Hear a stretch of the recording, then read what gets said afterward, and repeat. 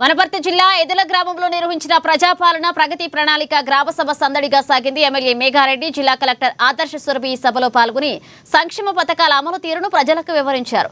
ఇక లబ్ధిదారుల పేర్లతో సహా రైతు రుణమాఫీ, రేషన్ కార్డులు, గృహజ్యోతి పథక వివరాలను అధికారులకు చదివి వినిపించారు. ఎదుల గ్రామంలోనే 2.77 కోట్ల మేర రుణమాఫీ జరిగిందని ఎమ్మెల్యే తెలిపారు. ఇక గ్రామస్తుల కోరిక మేరకు కొత్త బస్టాండ్, జూనియర్ కళాశాల ఏర్పాటుకు కృషి చేస్తారని ఆయన హామీ ఇచ్చారు.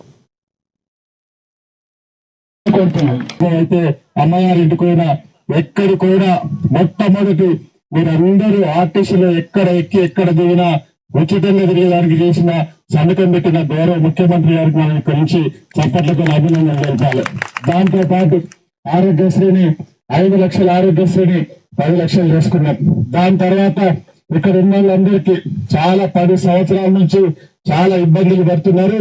కొంతమంది బీద కుటుంబాలు, ఒక లైట్, ఒక ఫ్యాన్, చిన్న కుటుంబాలు ఉంటే కరెంటు బిల్లు కట్టలేకపోతున్నారని వాళ్ళందరికీ 200 యూనిట్ల లోపు కరెంటు బిల్లు 0 బిల్లు వేస్తాం.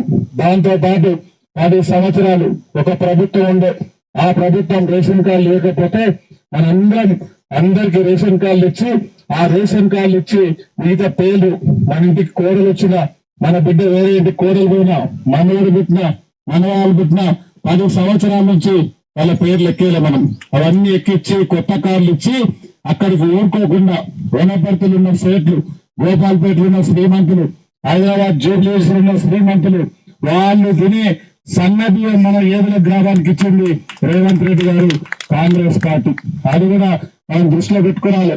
దాంతో పాటు తెలంగాణ రాష్ట్రంలో భారతదేశ చరిత్రలో ఎవ్వరు చేయని సాహసం 26 లక్షల మంది రైతులకు 21,400 కోట్లు ఒకటే ఒక్క సంతకంతో 2 లక్షల రుణమాఫీ చేసింది రేవంత్ రెడ్డి గారు.